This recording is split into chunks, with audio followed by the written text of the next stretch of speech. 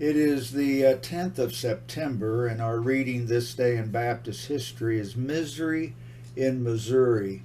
Our passage of Scripture is 2 Timothy chapter 4 and verse 2. Preach the word. Be instant in season, out of season, reprove, rebuke, exhort with all long suffering and doctrine. At the close of the Civil War, the State Convention of Missouri passed the Oath of Loyalty, which became known as the Test Oath. That oath made it mandatory for pastors to avow a loyalty to the state that superseded loyalty to Christ and His Word. The action was taken on January 6, 1865, and imposed upon those continuing in the ministry without taking the oath a penalty of a minimum fine of $500 or 6 months confinement in the county jail. The vast majority of Baptist preachers refused to comply and take the oath, and many suffered until the act was repealed by the Supreme Court of the United States on January 14, 1867. It is estimated that there were 450 Baptist pastors in Missouri at the time, and 400 refused to bow to such state authority. Several from that number of 400 pastors were imprisoned. For instance, and I quote, Reverend J. H. Luther, editor of the Missouri Baptist Journal, was visited by the sheriff of Marion County and required to give bond in the sum of $1,000 to appear before the judge of the circuit court on the fourth Monday in July next to answer the charge of preaching the gospel of Jesus Christ without reordination and at the hands of the commissioner of the state church, resident in the county aforesaid. End of quote.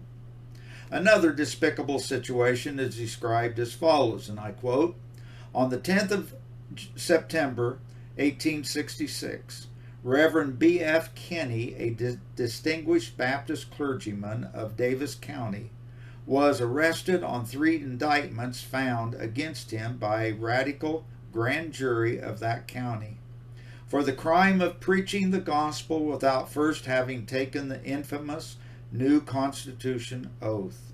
Mr. Kinney is 61 years of age, has been a preacher of the gospel for 40 years, is a most exemplary man and Christian, and one of the most learned and eloquent divines in the country. The brutality of the officer arresting him is in keeping with the character of the charge. Mr. Kinney was arrested at his home after sunset, and notwithstanding his age and his protest against the brutality, was compelled to ride 10 miles to Gallatin in the dark. He was released the next morning on bail to answer at the next term of the circuit court for his crime. End of quote. Another case in point is of great interest, and I quote, a Baptist preacher in Missouri was dragged from his home at midnight, pistol whipped and beaten, and warned to leave the county because he refused to sign a test oath. And I quote, a mob of about 15 men first broke up the meeting where the minister was preaching. Then that night the mob came to the preacher's home and seized him. If you intend to kill me, the preacher pleaded, do it here and do not take me away from where friends cannot find my body. His captors then dragged the minister to a nearby woods where they beat him with pistols and sticks. He was given 2 days to leave the county.